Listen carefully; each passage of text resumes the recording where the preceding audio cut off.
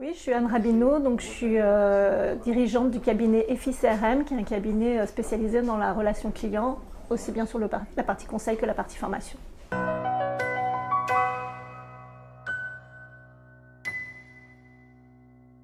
Alors c'est très simple, il faut déjà faire un état des lieux pour voir d'où on part.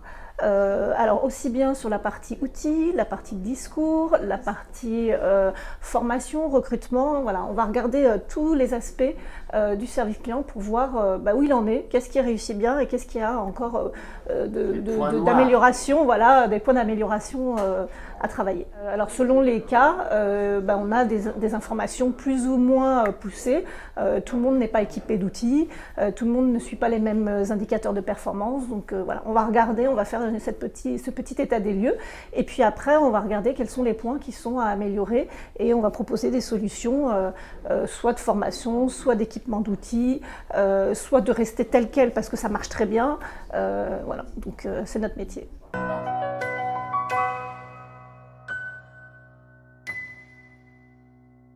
Alors oui, on en a plein.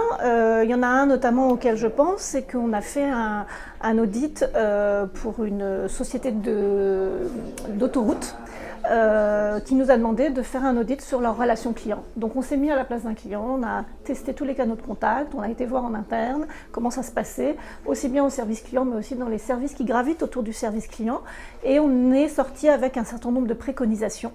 Ils nous ont demandé d'aller jusqu'à écrire un plan stratégique sur 3 ans de qu'est-ce qu'ils allaient faire pour la relation client, et donc on leur a préconisé un certain nombre d'actions sur les 3 ans pour y aller step by step, parce qu'on ne peut pas arriver forcément en haut de l'échelle de la relation client, enfin de l'excellence, sans être passé par un certain nombre d'étapes préalables.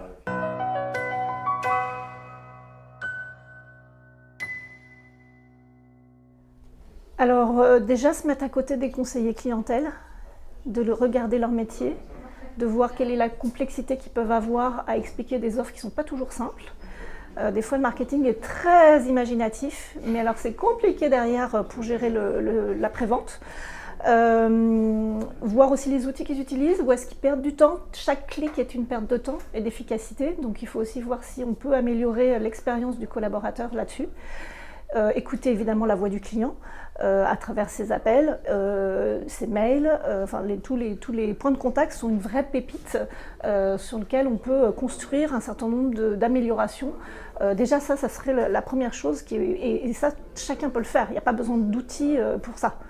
Et puis ensuite devoir mettre en place un certain nombre d'actions et de les mesurer dans le temps. C'est-à-dire que c'est super de mettre des actions, mais si on ne mesure pas leur efficacité, on ne sait pas si on va dans le bon sens ou dans le mauvais sens et s'il faut continuer. Donc voilà, ça serait les premières recommandations que je donnerais.